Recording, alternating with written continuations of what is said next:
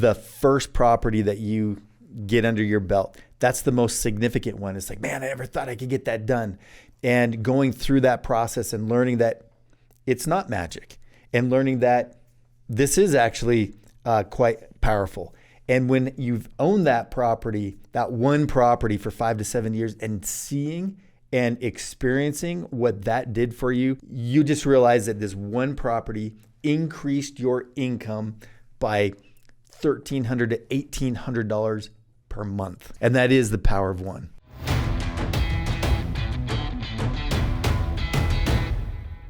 All right. Well, hello, everybody, and welcome to Replace Your Income with Kevin and Steve. Steve, you're checking your phone. We're trying to do a podcast here. I mean, are you getting an important text? What's going on over there? Man, I tell you what, it just never ends, right? Yeah, I know. It never does end. Today, my daughter, in the middle of the day, she has a tendency. Okay, look, I'm going to trigger warning. Okay, I'm going to offend some of you out there.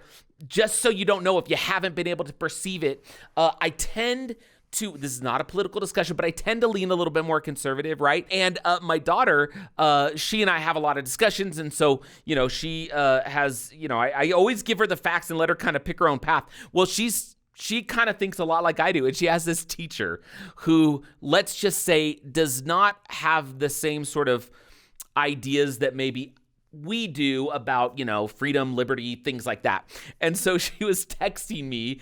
She's like, Dad, she's like texting me all of these things that her teacher's trying to get her to do, to write a senator and complain about this, that, or the other, that my daughter totally disagrees with. And so that's probably what was happening with you. Did you have a family member who was trying to get you to text or email a senator to take a political position? Is that what that was, Steve? I can definitively say no. Okay. All right. Oh man, it's so fun. I love having this conversation, guys. This is going to be a continuation of the last podcast. So the last podcast, we started to jump into the micro wins to millions mindset, the principles in the book. You heard us talk all about, if you have not listened to the last episode where we do the first three, I think we only got through the first 3 chapters of micro wins to millions, and what the principle is and what the real estate application of the principle is, go back and listen to that episode.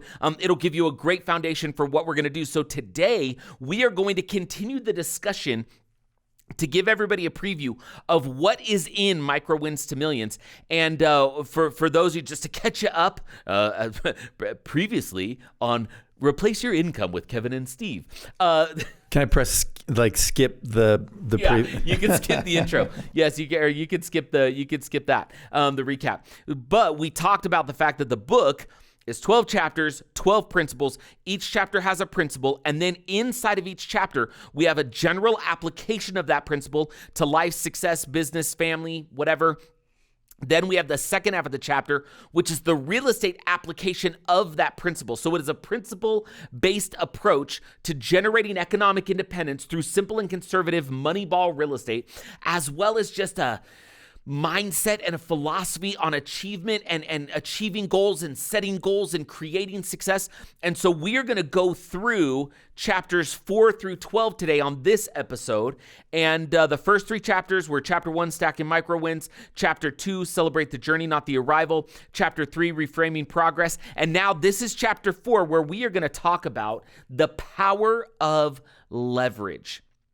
Now, this was an interesting chapter, Steve, because when a lot of people think about leverage, especially in our world, you think that just has to do with a mortgage. The reality is, and to be totally honest, we know people have maybe some feelings, they feel some kind of way about leverage when it comes to good debt, bad debt, whatever that is.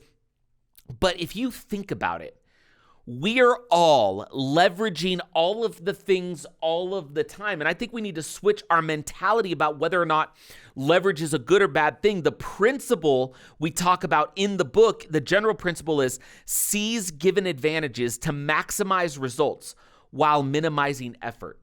And the reality, Steve, guess what we're leveraging right now? We're leveraging somebody's brain that thought about how to construct a chair, somebody's brain that thought about how to market and sell the chair. We're leveraging somebody's abilities and expertise to create a microphone and a laptop and a camera and this desk and engineer and construct our building and the clothing that we're wearing. Like we are constantly leveraging the expertise, the resources, and the effort of others. And it becomes incumbent upon us to take all of those gifts that we've been given and to leverage them so that we can maximize efficiency, maximize results while minimizing our effort, right? But I don't think that I hadn't even really thought about leveraging that way until we really dived in and started to write it in the book. Yeah, so the real estate application of this principle is like utilizing leverage in the form of a 30-year fixed mortgage to, take a smaller amount of money to buy a larger asset. Right? It's something that very few investments have the ability to do. If you're going to buy a stock in the stock market and you want to spend $100,000 on Bitcoin, then you got to put $100,000 down. Where with real estate, you want to buy a $300,000 home, you're going to put 25% down, right? And so you can take that, but you're still going to earn appreciation and receive all the benefits of a $300,000 asset, which is incredible. What else allows you to do that? Yeah. It's powerful when used the right way, right? Because you can also over leverage. Yes. You can over leverage. I mean, you can overdo anything, including over leveraging, and you put yourself in a precarious position. You put yourself in a situation where you put yourself at undue risk. And so there are some, as part of the principle, it's understanding how to mitigate that risk and how to utilize in a proper way that leverage opportunity. Because it will allow you to get ahead a lot quicker. I mean, that's just, and we use leverage all the time in real life. We just don't maybe look at it that way. And so we're saying, here's how to look at it when it comes to real estate. And so that is chapter 4, principle 4. Chapter 5, principle 5 is something we call success mapping. And the general principle is always start where you are. And I know that may just seem like, maybe that just seems kind of a given, but there's so many people who create plans and they don't start their path and their plan from where they currently are. They start it in the future. Like, for example, okay, here's just a really brief example. I'm going to use a real estate example because the real estate application is the best way to achieve your desired income replacement goal is to create a personal game plan. Establish what you're working with, determine what you are wanting to accomplish in the long run, then reverse engineer the path from here to there and take your first step forward. So, Steve, we have conversations with people all the time that are like, yeah, I want to get into real estate. And they go, when I have X amount of dollars. Okay. So then what's your plan to get X amount of dollars? Well, hopefully, anytime they say hopefully, that is not success mapping.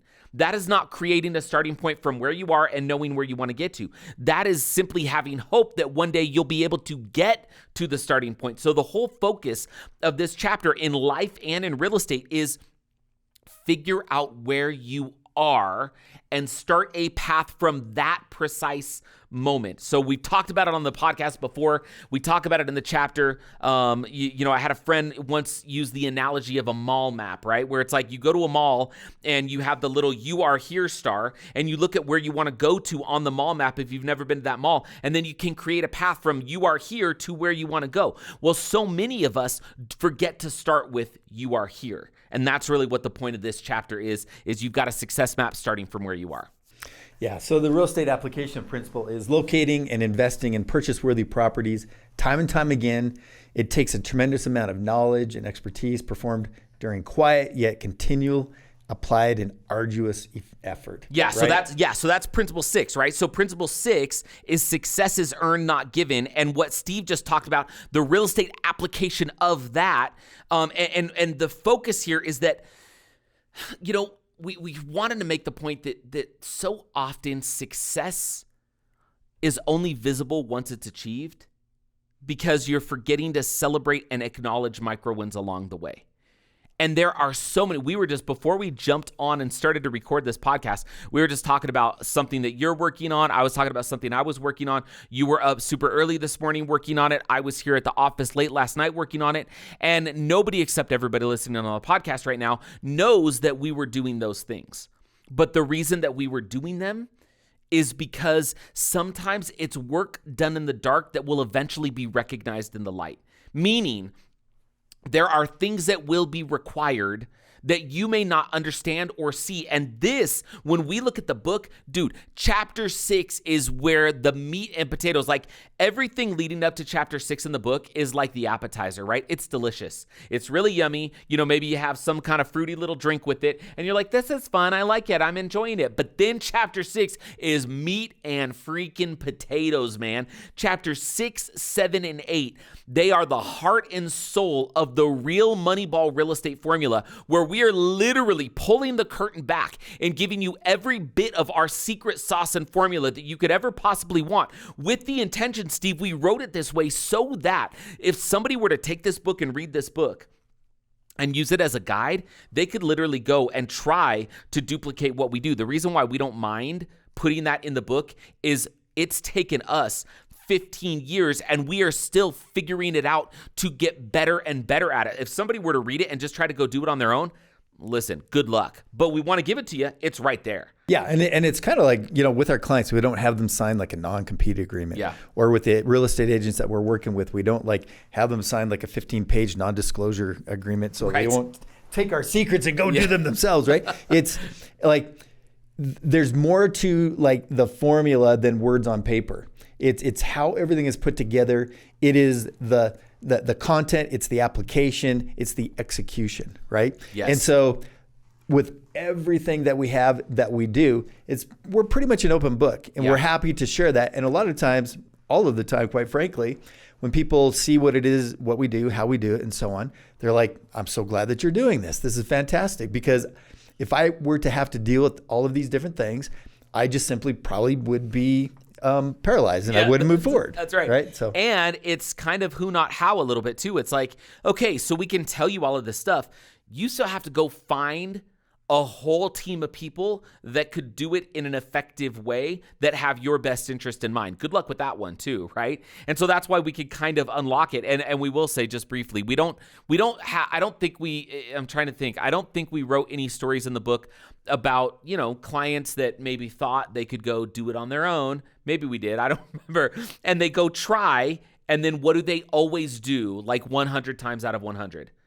They come back and they go, okay, you're right. That was really hard. I can't do it on my own. And that we've had people that think, oh, I've done so much real estate. I have so much experience and success, and I am so informed and know so many things. And if they try to replicate and duplicate Moneyball real estate on their own, they may experience minor successes, but then they always come back. Well, we also have individuals who literally have done it on their own and have done it for many, many years. And when they come across us, they've been like, this looks like maybe a better way. Yeah, because now I don't have to be the one doing it all. Right. And so they get to enjoy all of the fruits and benefits of investing in real estate at a distance and utilizing all the things that we do.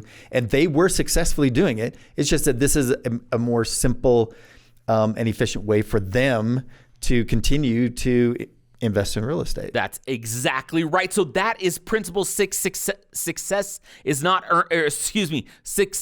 earned, not given. And that brings us to principle number 7, the next course of the meat and potatoes of the book, which is this idea of keeping proper perspective. Now, I know that keeping proper perspective may not sound like meat and potatoes. The general principle is we want you to shift your view to reveal success. Now, there's some really good stories here where we talk about you have to be able to put success in a context that you can sort of understand it. But where we really dive into the meat and potatoes of this chapter is the real estate application, which is choosing the appropriate investment boils down to maintaining the correct perspective. Concentrate on selecting the right markets, which in turn leads to the right property, culminating in the desired results. And this is where we talk about market selection in this chapter. And we talk about what dictates where you should be going, what are all the pieces, what are all the demographics, what are all the sort of measurables that you need to look at. And the reason why we say that requires keeping proper perspective, this is where we talk in the book about what you've heard us talk about on the podcast, a purchase-worthy property, right? Where, a real estate single or a purchase-worthy property may not be the industry's traditional definition of what makes a good deal. But we don't really talk about it in terms of deals. We talk about the right property in the right market with the right set of conditions that produces the kind of desired results that ultimately allows you to go from 1 to 2 and from 2 to 4 and culminate in 10, that allows you to achieve some level of economic independence. And that requires an entirely different perspective than what the normal sort of real estate industry might dictate. And that truly is a massive shift. When people who have gone to real estate education classes and seminars and that kind of thing, they receive a certain perspective, and they look at how real estate is perceived from the perspective of the person teaching that course, and our perspective is very, very different. We were talking about it yesterday in our weekly staff meeting, where our messaging is very particular. We are trying to attract to us like-minded individuals who are willing to look at things from a long-term perspective. Individuals who are willing to look at things from a perspective that minimizes risk but maximizes gain, and a perspective from which allows them, through us, to dive deeper into the amazing benefits that real estate can bring to the surface. Yeah. We were talking about this before we came in terms of accelerated payoff of mortgages and so on, and of utilizing life insurance policies and using cost segregation and accelerated depreciation or bonus depreciation, and being able to utilize self-directed IRAs and all of these different things that go way beyond and way deeper than I can find you a house. That's exactly right. And so it's a perspective and it's a shift in how to look at things, where one property has the ability to change your life. It literally does. And we look at it through that lens. So when we're looking at properties and we're talking about keeping proper perspective, the perspective is a much bigger, longer term perspective, more than, I like the color of the paint, right? It's so much more. The other thing I'd just say really quick before we move on is the other thing that in this shift of perspective is this concept of looking at, okay, what am I trying to accomplish when I'm buying real estate? Am I just looking at this very transactionally, and I just want to get a property and I want to get it under my belt?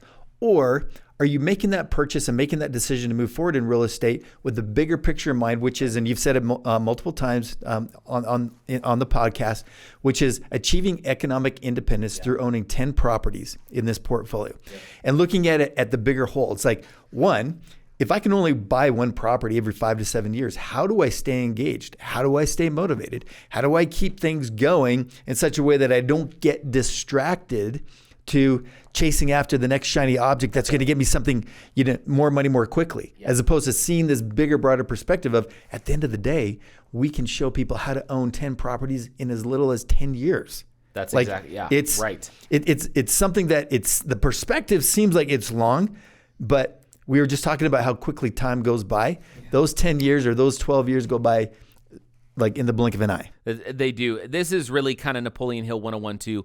I mean, for those of you who know Napoleon Hill or have read Napoleon Hill, he always talks about having a definite purpose, and that definite purpose drives the action, as opposed to the action sort of leading somewhere that you think might be a goal that you want to attain. And that's really that's part of that perspective. There's one of my favorite stories in the book too, where that everybody should enjoy. It's a story about Steve and his amazing wife going on a tandem bicycle ride. And you guys, I think maybe I can't remember if we told that story on the podcast, but it's in that chapter. And that brings us to the last course of the real meat and potatoes, which is chapter 8, principle 8, which is success is magically formulaic.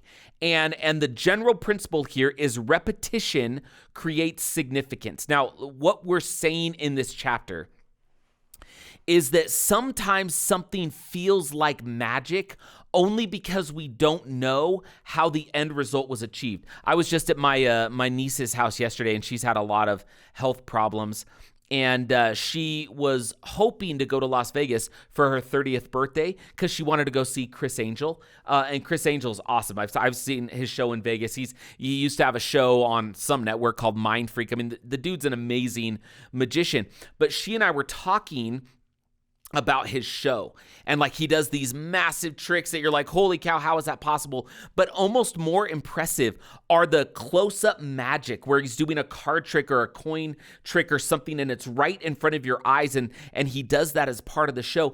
And what's interesting is when we see that, like you watch America's Got Talent, you watch these magicians, and I love watching them because I'm always so amazed at it, right?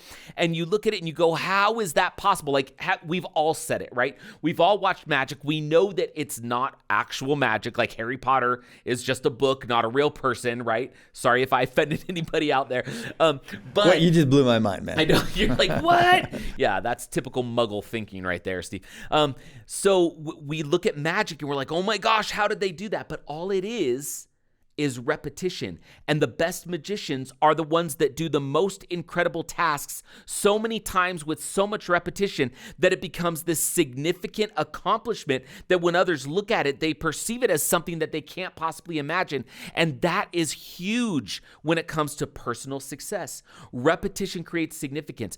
Doing the right things time and time again, over and over in the dark when nobody's going to see it. And somebody doesn't have to understand how you got there, but that repetition creates something that others can view. And from a real estate standpoint, oh my goodness, I mean, chapter 8 is where we literally like break down exactly how we measure properties and how we created our property analysis and everything that goes in and all the numbers that we're measuring and how we're measuring those and what's going on. So the real estate application of the principle is the best properties for long-term wealth building are real estate, quote unquote, singles that magically seem to create income replacement. Measuring the correct numbers inevitably lead to powerful results. And like one of the things we talk about is so often you hear out there like cash flow, what's the cash flow? You know, what's the this, that, or the other rate of return? Listen, if you are looking at real estate just through that lens, it is a short-sighted approach and it's not going to feel like magic. But when you evaluate it the right way with the right set of conditions and you look at the right kind of numbers, that's when it becomes magic. That's when our clients sit across the desk from us during a game plan review annually and they go, oh my gosh, I didn't even realize what I've been able to accomplish because it feels like magic because it doesn't have to be seen. It's the right kind of repetition that creates the significance that becomes visible and important for somebody. Chapter 9, we ready to move on? Yeah, let's go. So trust the experts to do expert level work. So the general principle is if you want something done right, don't do it yourself. Mm-hmm. Kev, how long have we been saying that? I mean, like for like the entirety of our company. Like I think for 14 years, like 364 days. Yes, it's been a long time. And honestly, I got to say, like this is something that has really like impacted my life because I've finally become, and we've talked about it on the podcast, I'm like secure in my lack of manliness, right? Like I'm okay with it. Like I'm okay that I'm not going to like put in a new water heater. Like I'm fine with it, you know? I'm not going to do that. That's just embarrassing.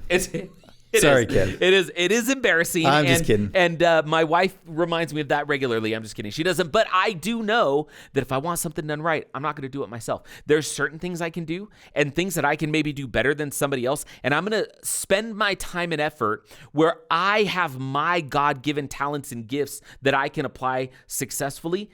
Man, if somebody else is really good at something and they geek out about something that I don't really want to geek out about, I'm going to let them geek out about it and do it for me. And that is super applicable when it comes to real estate. I mean, this is why Done For You Real Estate exists. And the application of the principle from a real estate standpoint in Chapter 9 is rely on expert real estate teams to provide expert level real estate services for you.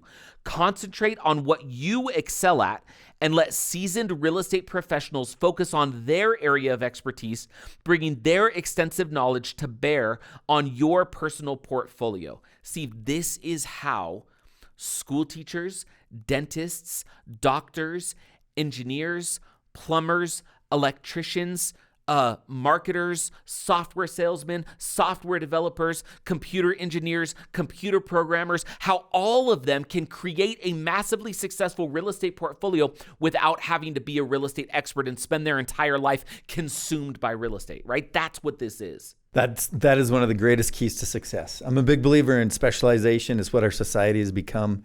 And the fact that you can tap into the expertise of other individuals to do things at expert level quality is what truly defines our country, I think. No, you're right. In terms of like why as a country we succeed the way that we do, why we lead the world in so many different areas is because of the highest level of expertise. When somebody gets to become disproportionately expert at one thing and so terrible at something else, because they get to do this thing for everybody else. Yeah. And because of that, people get to leverage that expertise and succeed in a way that they never otherwise could.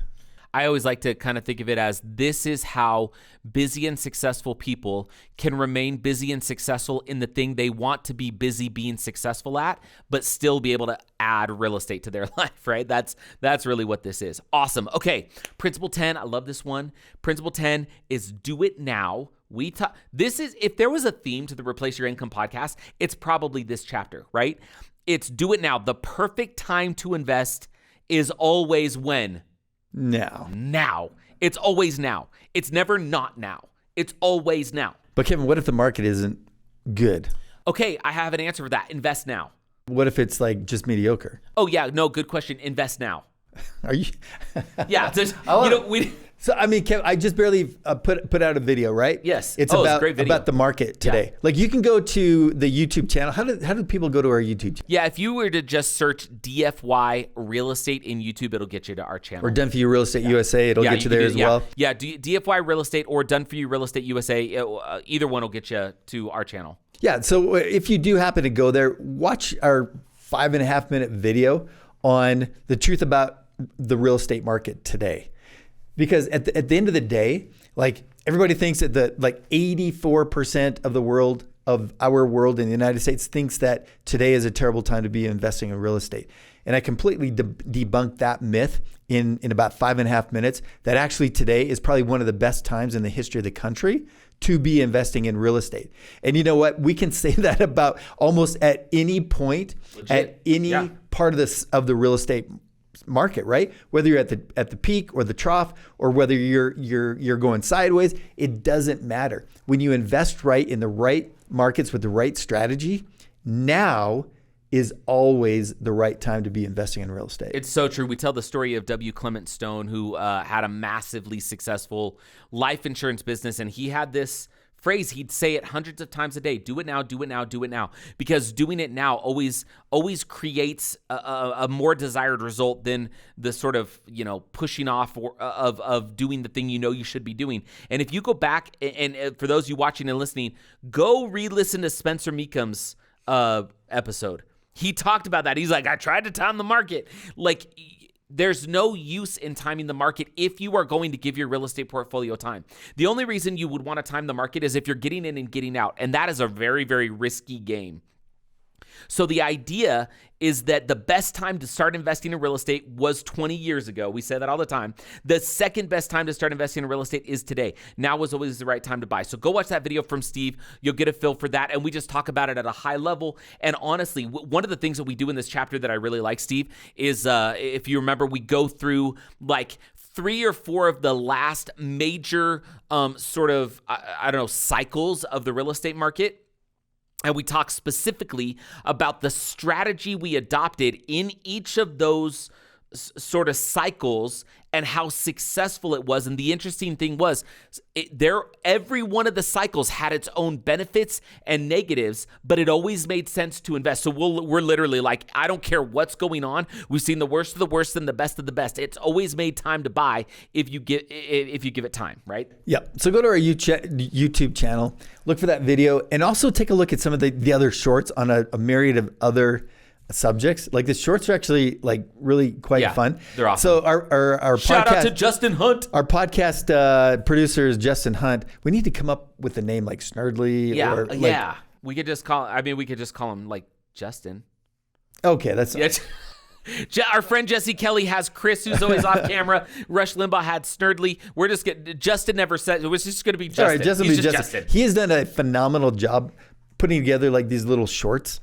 And they're so fun to watch. Anyways, go to our YouTube channel and enjoy some of those. Yeah, just in case you haven't checked them out, go check them out. Rolling with some dad jokes. Okay, chapter 11 principle 11 is beyond the Benjamins, okay? Pursuing economic independence over wealth accumulation. And the general principle here is to live a life, don't merely chase a dollar. And the real estate application is real estate millions do not have to be the goal, but achieving your definition of economic independence should be. Kev, I just have to say on Please. that concept of achieving economic independence. Everybody's heard me tell the story about my son and buying his first property. I've never heard that one. Will you share? So here's the reality. When he was in South America serving a 2-year mission, that one property created economic independence for him. Like literally the cash flow from that one property paid for his living while he was down in South America for 2 years. And so depending on what your definition of economic independence is, if you need $1 million a year to live on, then you're going to need a lot of real estate to achieve economic independence. But our typical client is a regular American who, it has more reasonable expectations as to how they plan to live out their life in retirement or before retirement for that matter. And defining your own level of economic independence will define how many properties you want to go after and what kind of cash flow you need to create. And, we call the book Micro Wins to Millions. Really, it's kind of the principle of like stack micro wins and do it consistently over time, celebrating as you go, and they will culminate in a big result. Micro Wins to Millions sounds cool, but it also is just this idea that you stack micro wins and it will create something big. Now, when it comes to real estate, yes, your economic independence goal may be different from mine or Steve's, but the reality is if you, and we talk about this in the book, we want to help our clients get to 10 properties. If somebody is reading the book, we want them to think about, how do I get to 10? Because if you get to 10, here's the reality. You will own millions of dollars of real estate. You will own over $1 million in real estate. Even if you just do simple, conservative, single family homes, you will own more than $1 million of real estate. Now, doesn't closer to 3 million. Yeah, exactly. So it doesn't mean that you're going to have like millions in the bank. It doesn't mean that you're going to have millions coming in. We talk about that in the chapter too, is like when somebody says this thing of like, I want to be a millionaire. Like, what does that mean? Do you want to own $1 million in real estate? Do you want to have $1 million of debt that has bought you assets? Do you want to have $1 million sitting in the bank? Because if you just have $1 million sitting in the bank, you're probably not smart because your rate of return is not going to be very good. Do you want $1 million in the market? Well, if you have $1 million in the stock market, then it's at the whim of the market. So does that make you a millionaire? Do you want to have $1 million coming in every month residually, every year residually? Like, so many people put this big label of millionaire and they don't even know what it means. And what we're saying is Micro Wins to Millions is the principle that live a life, don't just chase a dollar. Do the right things and stack them one on top of the other and celebrate as you go. And you will achieve results beyond what you thought was really possible. And when it comes to real estate, you will own millions of dollars of real estate and you likely are going to be economically independent. And that may be a couple $100, a couple $1,000, a couple $100,000. I don't know. Everybody is different. But if all you're doing is chasing the $1 million goal when you don't even really know what that means, you're going to constantly be pursuing something that will likely let you down in the end. So that's kind of the principle 11. Steve, wrap it up with principle 12. Principle 12, the power of one. How a single property can transform your financial future. So the general principle is the potency of the power of one can reverberate through generations, creating a lasting impact. When you think about the power of one, meaning the first property that you get under your belt, that's the most significant one. It's like, man, I never thought I could get that done. And going through that process and learning that it's not magic and learning that this is actually quite powerful.